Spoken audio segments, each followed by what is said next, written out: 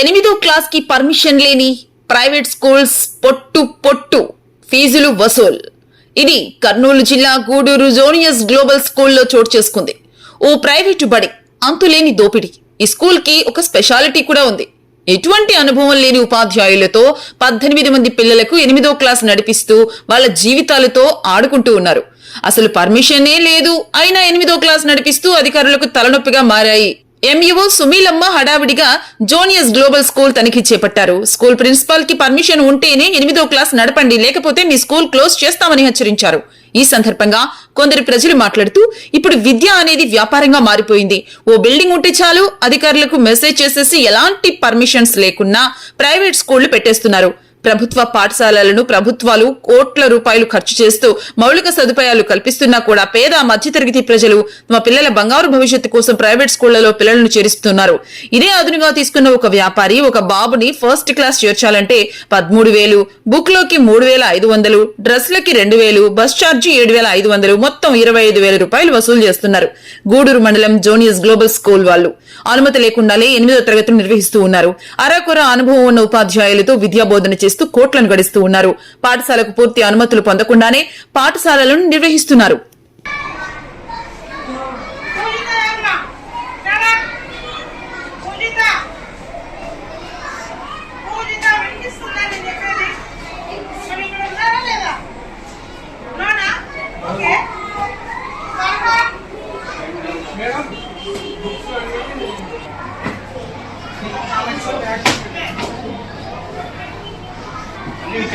అన్ని బయట పెట్టానమ్మా.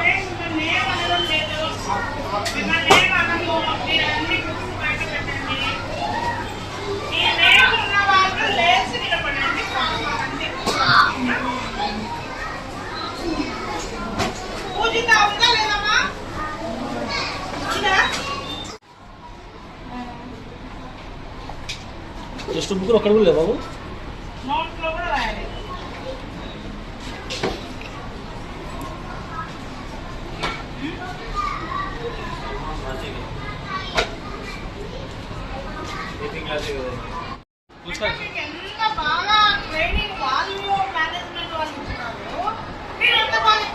వేరే వాళ్ళు ఎంటర్ అయిన వెంటనే పుస్తకాలన్నీ దాచిపెట్టినారు, పుస్తకాలు దాచిపెట్టినారు. టెక్స్ట్ బుక్స్ వేరే ఉన్నాయి, వీళ్ళ దగ్గర అందరి దగ్గర ఉన్నాయి. 7th క్లాస్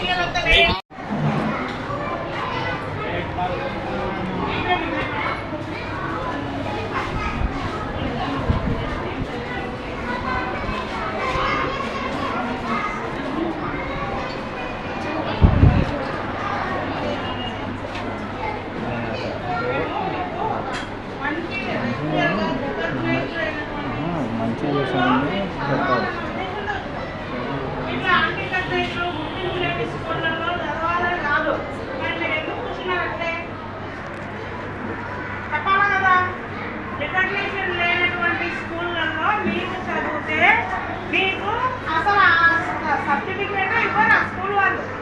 మీరు 8th క్లాస్ చదవనట్టే, మీరు ఏదో అనుకుంటున్నారు ఇక్కడ స్కూల్ ఉంది, 8th క్లాస్కి మేము వచ్చినాము అని. కానీ అది కాదు, 7వ తరగతి వరకు మాత్రమే ఇక్కడ ఉంటుంది. 8వ తరగతి ఇప్పుడు ఇంత చదువుకోవడం కాదు.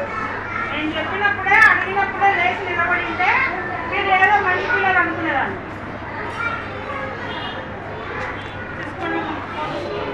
ఏమండి ఏమి వీళ్ళ కథ ఏమి చెప్పినానండి. చైర్మన్కి చెప్తే ఏమన్నారు, అదే చెప్తున్నాను. ఆన్సర్ వింటే చెప్తాను.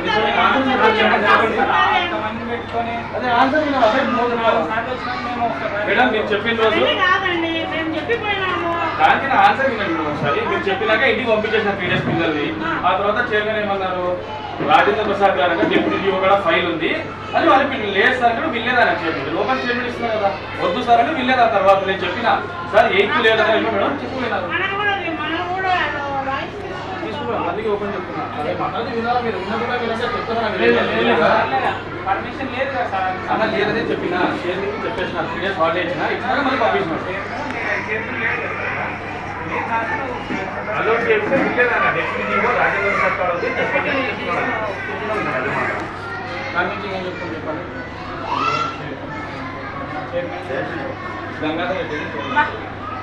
ఎంత మంచి పిల్లలుగా మీరు మీకు ఎంత బాగా ట్రైనింగ్ వాళ్ళు మేనేజ్మెంట్ వాళ్ళు ఇస్తున్నారు, మీరు ఎంత బాగా ఇస్తున్నారు. వేరే వాళ్ళు ఎంటర్ అయిన వెంటనే పుస్తకాలన్నీ దాచిపెట్టినారు.